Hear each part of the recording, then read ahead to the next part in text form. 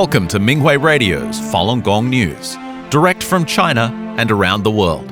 Topics include news about the persecution of Falun Gong in China, local events, and special items of interest. Now for this week's stories.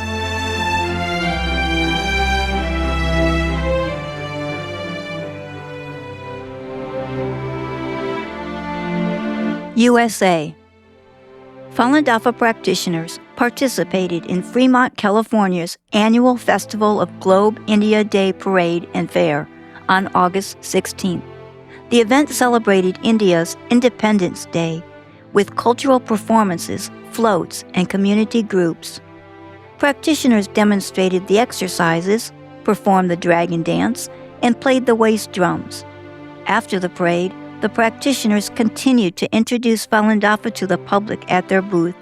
Parade organizers, local officials, and spectators praised the group's performance and expressed appreciation for Falun Dafa's principles of truthfulness, compassion, and forbearance. Reporter Saguna Reddy from TV9, an international Indian television station, said she admired the practitioners' contribution. She said she covers the event every year and that this year's parade was impressive. France. Peaceful efforts to expose the persecution of Falun Dafa took place in the city of Paris during the first 2 Saturdays in August. Practitioners also demonstrated the exercises and told people about the benefits of the practice.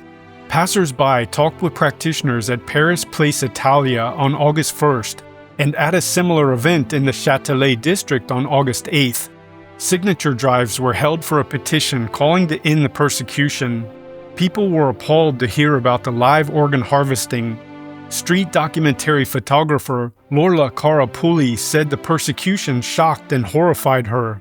She took some photos and said she would send them to newspapers, as well as learn more about the issue. The UK.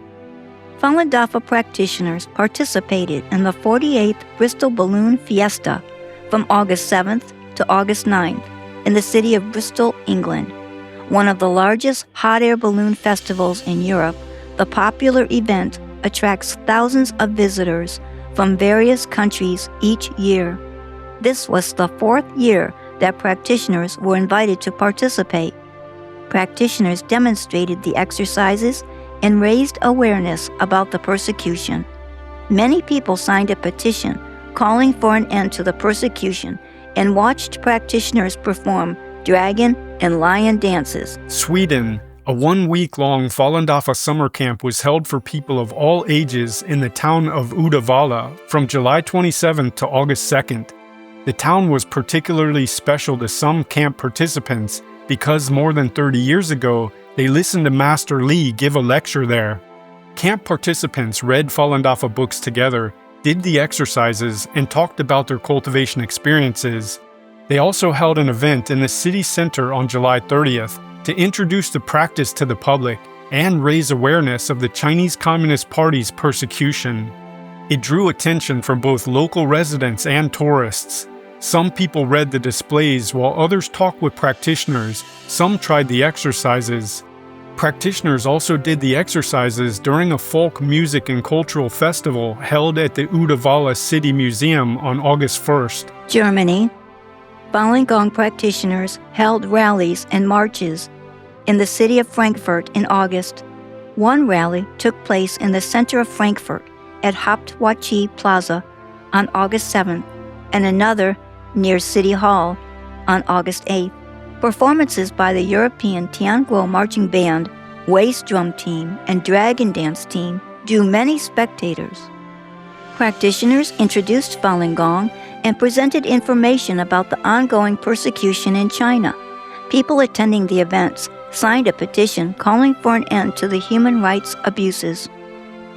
Hessian State Parliament member Oliver Stirbach sent practitioners a letter that was read at a rally. In it, he proclaimed, "I stand firmly by your side," expressing his solidarity with persecuted practitioners.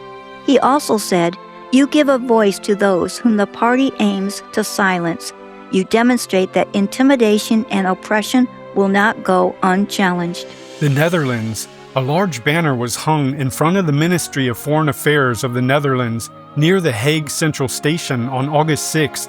It said, "Immediately release 74-year-old Dafa practitioner Lu Yamchun."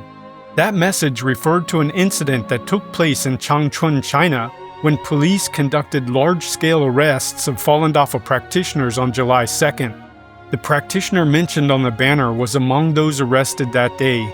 Some others arrested were in their 80s or disabled due to long-term imprisonment. Falun Dafa practitioners called on the Ministry of Foreign Affairs of the Netherlands and the public to help release those practitioners who were illegally arrested. Many passers-by read the display boards containing descriptions of the decades-long persecution in China. Some people asked for more information about the crimes, while others signed a petition calling for the practitioners' release. Indonesia. The 2026 Indonesia Falun Dafa Experience Sharing Conference took place on August 16th in the city of Yogyakarta. Practitioners from across the country attended the event, and 17 participants shared their cultivation experiences. Representing all walks of life, the speakers explained how they improved their character by looking inward when facing conflicts and applying the guiding principles of Falun Dafa, truthfulness, compassion, forbearance. They also spoke of how, by applying these teachings in their everyday lives, they were able to overcome challenges in a positive way. Conference attendees said they were inspired by fellow practitioners. They expressed gratitude to Falun Dafa and Master Li, the founder of the practice, and spoke of their determination to continue to cultivate diligently. Malaysia. A 9-day Falun Dafa introductory course was offered in the city of Kuala Lumpur from August 1st to August 9th. One person traveled from another city to attend. Some participated for the first time, while others had previously taken the classes multiple times. The attendees watched videos of lectures given by Master Li, the founder of Falun Dafa. They also learned the 5 Falun Dafa exercises. Several participants described the changes they experienced. A woman named He Shouchun, who had previously attended the 9-day series, shared that she gained new insights each time. She said participating in the 9-day class was not only an opportunity to learn the exercises, but a chance to listen to all the lectures and gain new understandings about cultivation. UK. The Magic of Thailand Cultural Festival was held at Preston Park in the seaside resort of Brighton, England on August 15th and 16th. The weekend cultural festival toured several cities around the UK and attracted locals with Thai cuisine, traditional music and dance, martial arts, and handicrafts. Nearly 100 stalls lined the event, drawing tens of thousands of attendees. Falun Dafa practitioners introduced their practice on the main stage, demonstrated the 5 sets of exercises, and performed the dragon dance and played Chinese waist drums. They also taught the exercises at their booth and raised awareness of the persecution of the practice with the signature drive. Japan. Minghui School students, along with their parents in the Kanto region, participated in a 4-day summer camp held from July 30th to August 2nd.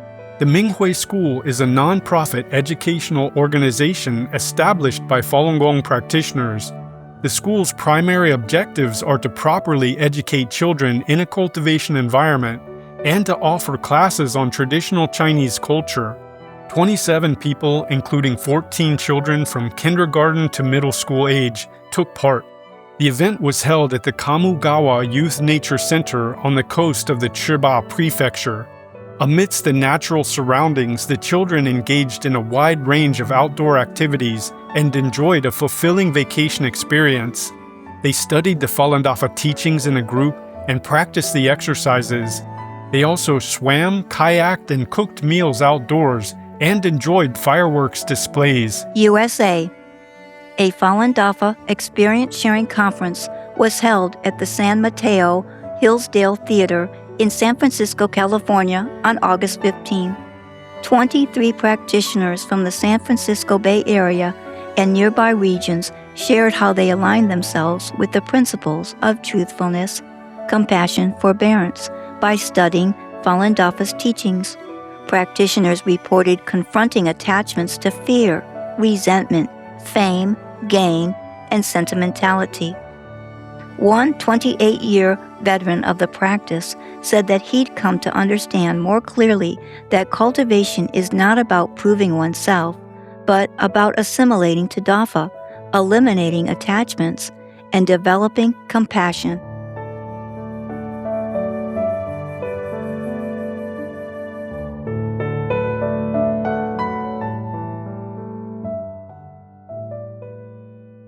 The following are selected cases of persecution of Falun Gong practitioners in China.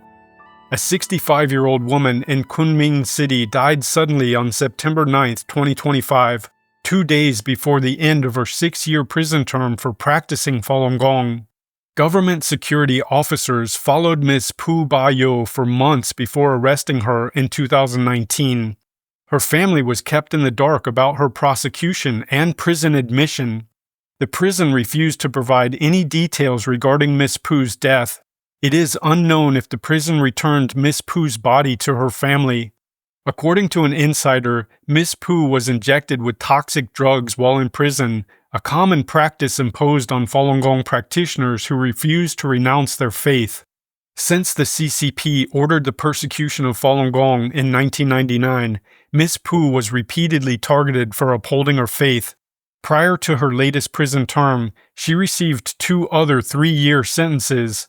Unable to cope with the pressure of the persecution, her husband divorced her, leaving Ms. Pu to raise her daughter alone. A 62-year-old barbershop owner in Hunan Province was sent to prison on August 5, 2026, to serve a 3-year term because he practices Falun Gong. Mr. Liang Zhongguo was arrested last year for distributing informational materials about Falun Gong. He was held in a detention center before he was sentenced to prison. Mr. Liang has been repeatedly targeted for upholding his faith. Prior to his latest sentence, he previously served 2.5 years in a labor camp and 2 prior prison terms totaling 8.5 years. Mr. Liang went to Beijing to appeal for the right to practice Falun Gong in 2000 and was arrested. Mr. Liang was later arrested again while en route to Beijing and then sent to a labor camp. After Mr. Liang was released from yet another arrest in 2003, he was forced to live away from home for years to avoid further persecution, but was later arrested and sent to prison. While a 67-year-old woman in Shandong Province was detained for her faith in Falun Gong, her incapacitated husband died after repeated police harassment and intimidation. The authorities refused to release Ms. Zhang Ailian to attend her husband's funeral, so their son flew from Canada to handle the matter. Ms. Zhang was later sentenced to over 3 years and is now serving time at the Shandong Province Women's Prison. Ms. Zhang's wrongful conviction stemmed from her arrest in September 2025, when she went to a wholesale market to distribute Falun Gong informational materials. A security guard recorded and reported her. The police followed her home, raided her place, and arrested her. While Ms. Zhang was in detention, the police harassed her husband multiple times. Her husband was already incapacitated, and his health further deteriorated from the mental distress. Less than 1 month after her arrest, he passed away alone at home. His body was found days later when his relatives came to visit. A 76-year-old woman in Tianjin was sentenced to 4.5 years. This is the second time that Ms. Liu Jimei has been wrongly convicted for practicing Falun Gong. Ms. Liu was arrested last year. Her home was ransacked.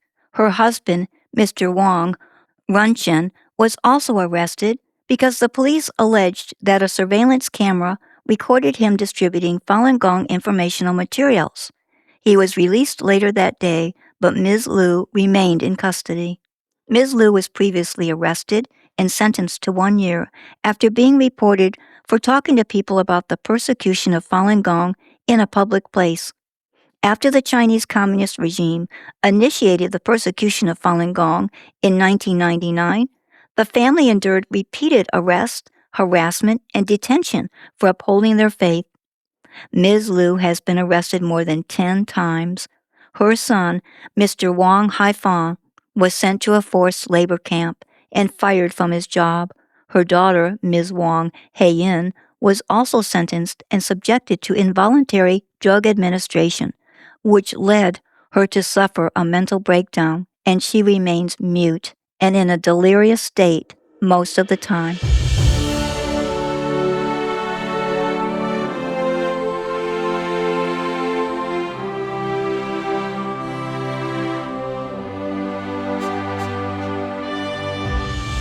Falun Dafa rally in Pennsylvania underscores evil of forced organ harvesting. The Greater Philadelphia Falun Dafa Association hosted a rally in the Chinatown area on August 15th to expose the persecution in China and raise awareness of its brutality. Testimony was provided by a practitioner who narrowly escaped being murdered for her organs in 2006. More than 20 Chinese people renounced their memberships in the CCP and its related organizations. Delaware candidate for the U.S. Senate Dr. Mike Katz expressed support for Falun Gong practitioners during an interview before the rally. The physician said, "I call on our senators and members of Congress to make sure they are signing on and supporting bills for our government to cease forced organ harvesting in China." Many passers-by signed petitions to support Senate Bill S-4009, the Falun Gongs and Victims of Forced Organ Harvesting Protection Act. The legislation is a bipartisan bill jointly proposed by Texas Republican Senator Ted Cruz and Oregon Democratic Senator Jeff Merkley. It was approved by the Senate Foreign Relations Committee on July 27th this year. The U.S. House of Representatives version of the Falun Gong Protection Act, H.R. 1540, was unanimously passed by Congress in May 2025.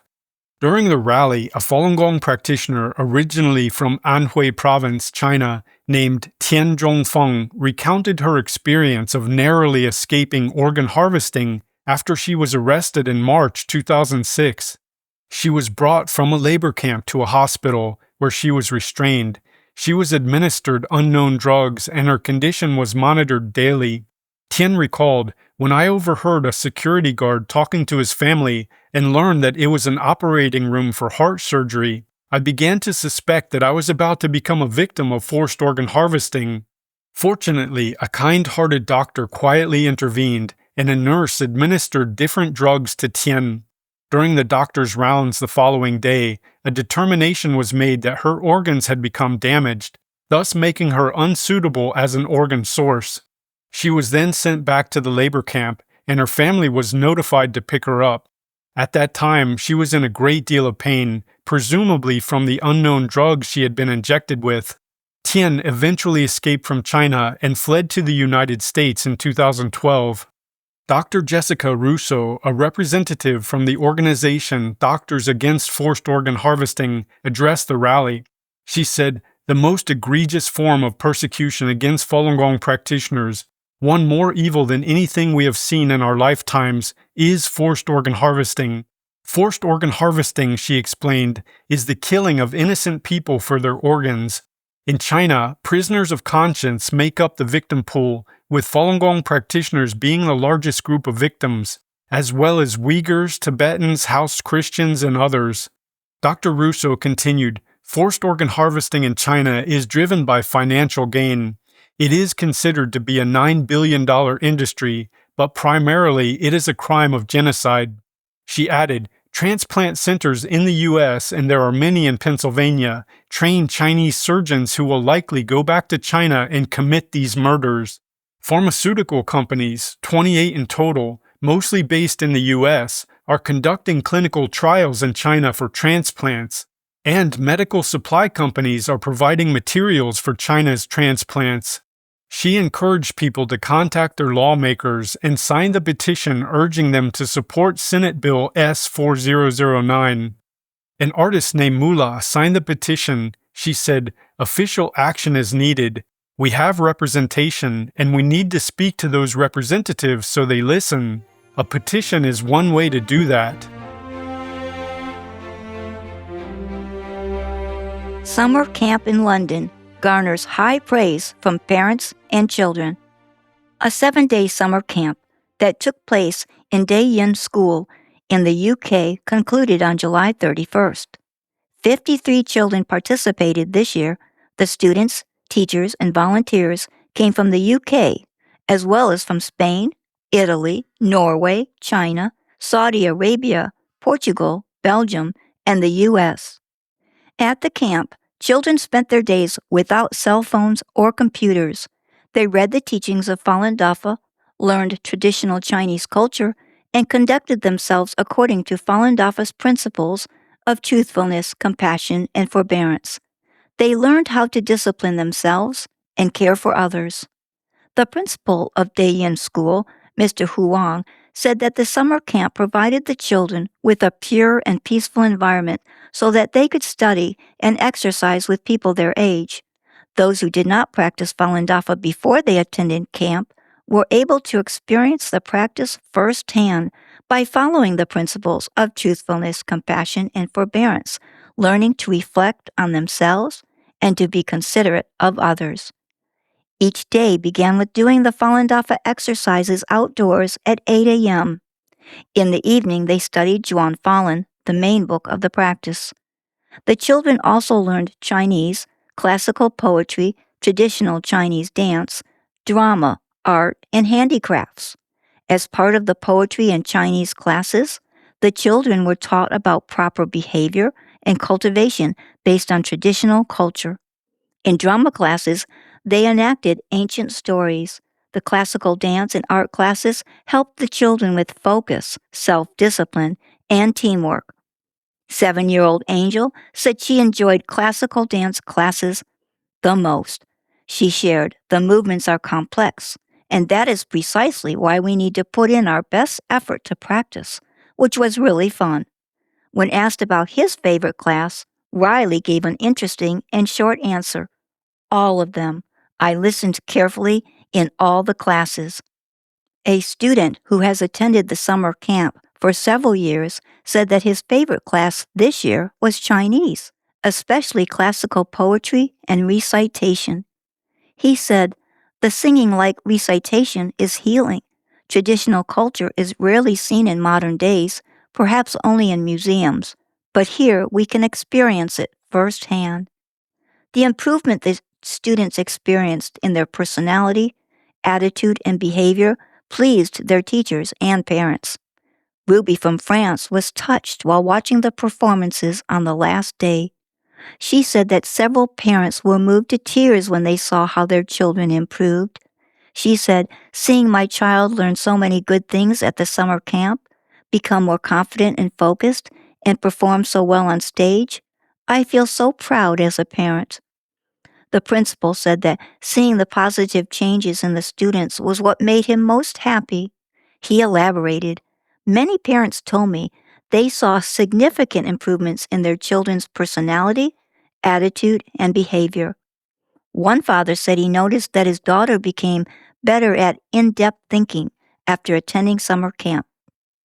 The children participating were from different countries and spoke different languages, including English, Portuguese, Spanish, and French. Initially, it wasn't easy for them to communicate with one another. With the help of their parents and volunteers, they quickly became friends. The 11th Daejeon School Summer Camp for many children was more than just a performance, classes, or a vacation. It was about kindness, self-discipline, and gratitude. One parent said, "I can feel tolerance, thoughtfulness, and love from everyone here. We worked so hard and it was all worth it. I hope to bring my child back next year."